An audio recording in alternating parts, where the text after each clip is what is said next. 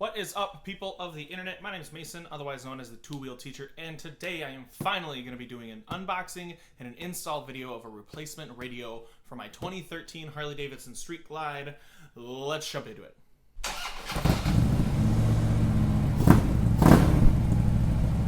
So if you're new to my channel, make sure to hit that subscribe button. I'm bringing you 3 videos a week on Monday, Wednesday, and Friday. Everything from your run-of-the-mill motovlog, or I might traipse around the Tallahassee, North Florida area and show you some cool stuff, to bike reviews at Tallahassee Harley-Davidson every single Wednesday, to today's Friday video. It's an unboxing, it's an install, it's all sorts of fun motorcycle Harley-Davidson stuff. So make sure to hit that subscribe button so you don't miss any of it. Before I jump in, guys, I gotta let you know that today's video is brought to you by myself. But usually before these like install jobs, I like to get the juices flowing and do whatever I can to, you know, preemptively prevent some discouraged outbursts in the garage, if you will. So today's pre-install beverage is Cedar Ridge Iowa Bourbon Whiskey. If you don't recall, I am originally from Northeast Iowa, and Cedar Ridge has been my absolute favorite distillery since I really got into whiskey bourbon. I'm like a hobbyist whiskey collector. On average, I've got anywhere from a dozen to sometimes 18 or 20 different bottles of whiskey. So I'm like a small scale hobbyist collector, but whiskey has been something I've been really interested in really since about the time I turned 21. So yeah, bottoms up. God, that is good stuff. Oh, and these little whiskey tumblers, yeah, aren't those slick? My fiance got me those for my birthday in June, so thanks, babe. They certainly do come in handy.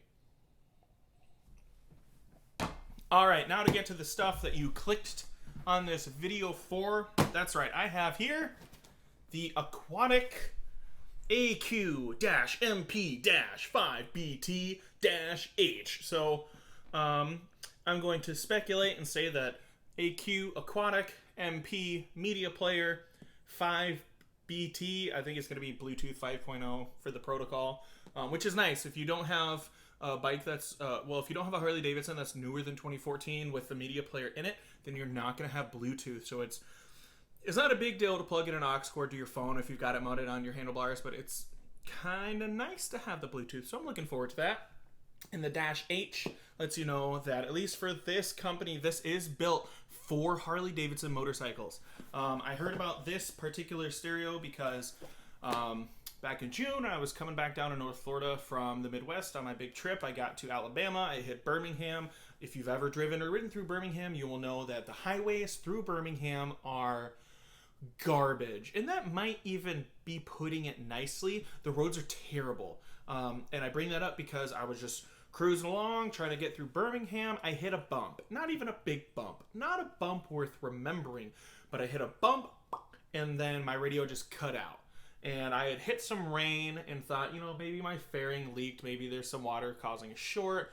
You know, hopefully it's going to dry out. It's going to be no big deal, and I'll get some radio back maybe in the next hour. That never happened. And so, of course, as soon as I got the chance to Google it, yes, those Harman Kardon single DIN non-touchscreen media players that they put in Harley-Davidson touring bikes from, I think it was 2008 or 2009 all the way through 2013, but before the Rushmore bikes in 14 and on. Yeah, those stereos apparently kind of suck. Like, they're historically known for being kind of not good, or at least not very reliable, and not necessarily lasting as long as you would expect a radio to last. So I went into Tallahassee Harley-Davidson, said, "What up, Kev? I need your help. I need a new radio. What should I do?" And he said, "I always point guys to these. They're affordable. You can get them on Amazon at the Gainesville Harley-Davidson. They actually just stock them in the parts department, and I know he's going to be getting them in Tallahassee." So I ordered this on Amazon. It was just a dead even $300. I think I ordered it on Saturday, and then today is Tuesday, technically. It's really Friday, I promise. But all that is to say, from order to delivery, it was less than 4 days, so not a bad deal. All right, let's get into this thing. I should probably read the box before. Okay, features: a Bluetooth ready 3.5mm jack and RCA inputs, which is cool. 288 watt amplifier. I'm assuming that is peak across 4 channels, so we're looking at less than that RMS. Connect up to 8 speakers. Ooh. USB charging, FM, AM radio, 2-volt pre-outputs, remote ready, waterproof, which is good, UV protected, salt and fog resistant. See if there's anything else on the box. There's like a dimensions thing on the box. There's specifications. Lets you know, yeah, the usual stuff you're gonna see on a box. All right, so let's get into this thing. Okay, so I don't have like a nice neat table to necessarily do this on, so this is what we're going with. I hope you don't mind the carpet and the laundry basket. Okay, all right, so it's pretty neatly packaged, it looks like. You've got your manual, and then a hookup here for, I would assume, speakers of some sort. Let's see, we've got our faceplate in here. So the faceplate does come off. Ooh, she hefty. It's got some good weight to it. It's obviously mostly plastic, with, you know, metal components when it needs to have metal components, and you can usually tell when you've got something that's predominantly made of plastic that it's not really going to be a quality product, but this has some heft to it, and usually that indicates that the materials they use are of at least pretty decent quality. So there's our faceplate. All right, and then here's the actual unit itself.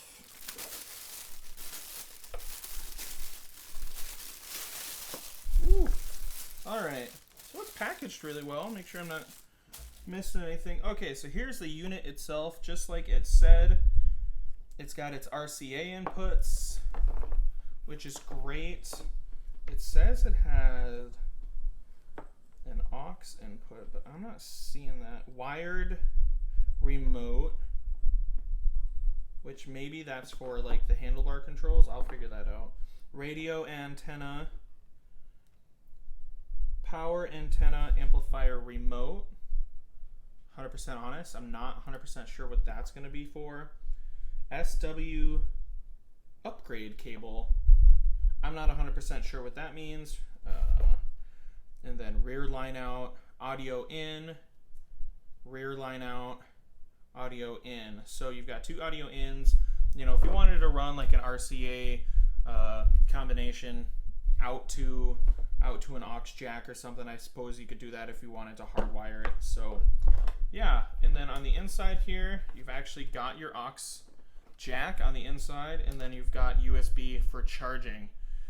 So I found this on Amazon, and I read through a bunch of reviews. You know, just the usual thing you do when you're shopping online, just to make sure you're actually getting a product that's gonna fulfill the needs that you're trying to meet. One of the main complaints was that the USB charger that's actually in the little space here that they give you was, some people complained in reviews that this was for charging only. And what's interesting is if you actually had read the specifications on the Amazon page where you bought it from, it specifies that this is for charging only. And not even that, I don't even know how well you're gonna be able to see that, but it literally says for 1 amp charging only. So there you go. And you know, for $300, it's not bad. You know, it's gonna do the job. So that's the unboxing portion. Stick around. I'm gonna head down to the garage. We're gonna get the sucker in the bike. Let's do it. All right, guys. So we're down here in the garage. We've got the bike here. It is July in Florida, so you can't feel it, but I can feel it. And by the end of this video, you'll be able to see it. It is hot as hell down here. So I had to switch from the hard stuff to some of the cold stuff. So this install is brought to you by Leinenkugel Summer Shandy. It's July. What else would you be drinking right now? Okay, so this is my sort of loose disclaimer where I tell you that I'm not a Harley technician. I'm not trained. I don't have a certificate. I'm just a guy, Joe Schmo, that owns a bike, has some space in his garage, and occasionally likes to do some work on his Harley. So this is a pretty straightforward, pretty easy install. I watched a couple videos and none of them were any longer than even 5 minutes. So this should not be all too complicated of an install. So if you happen to click on this video because you want to know, is it a good radio? Is it a decent value? Is it easy to install? And you're looking for a how-to, this is like 2 inches short of a how-to, right? Something like that. Doesn't matter. Okay, so here's what we need to do. First thing that we're going to do is that there are 4 screws on the inside of the fairing, right? 2 down here on the bottom, and then 2, 1 on each side up here on the left and right side of the fairing. They're T27 screws, so we're going to go ahead and grab our T27 here. We're going to throw that in the drill, and we're going to go ahead and get those 4 screws out of the fairing right now. Okay guys, we've got our 4 inner fairing screws out of the inside of the fairing. Now in order to get the actual fairing off, all we have to do is take off these 3 screws here at the front of the fairing. They hold the fairing on the front of the bike. Those are T27 as well. Couple quick tips about these.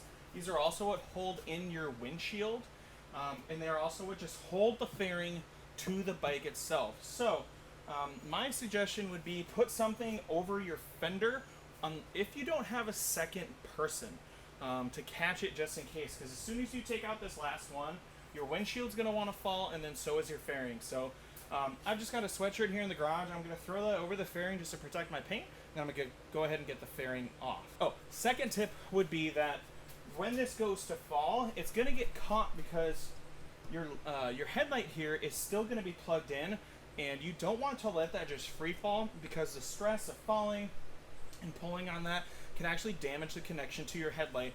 And, you know, electronic stuff is not cheap to necessarily replace, and we don't want to cause any undue damage ever, right? So here we go.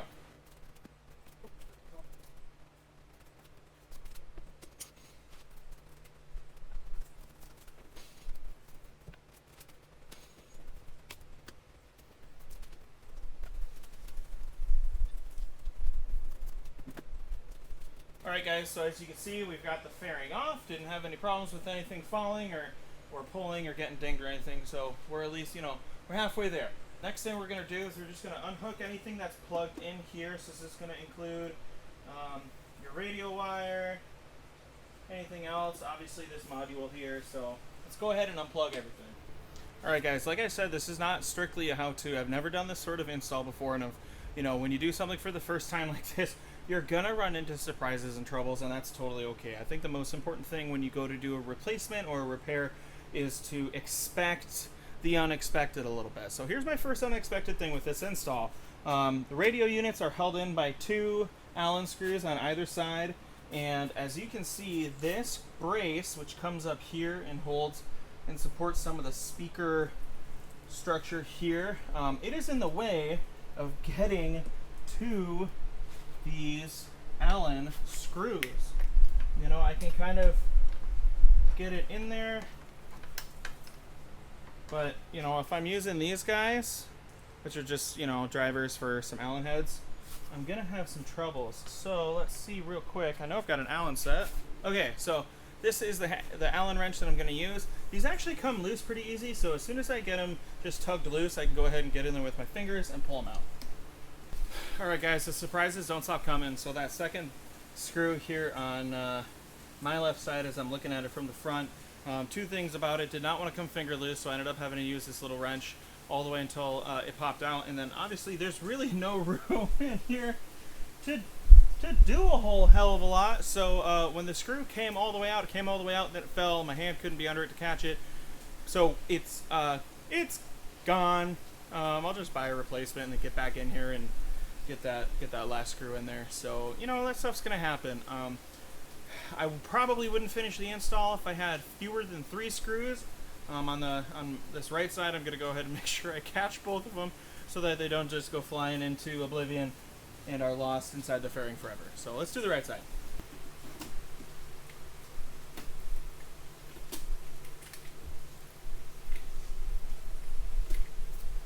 Okay guys, alright, that is the Harley-Davidson head unit. Boom, right there. So we can go ahead and put this wherever we... So there we go guys, this is our Harley-Davidson factory OEM head unit. Whew, thing is dusty. Mine's busted, so I'm probably just going to take it and get it recycled. But, you know, obviously if you were just upgrading and still had an operational factory radio, hawk it on Craigslist or in a parts group or something on Facebook, see if you can get some spare change for it.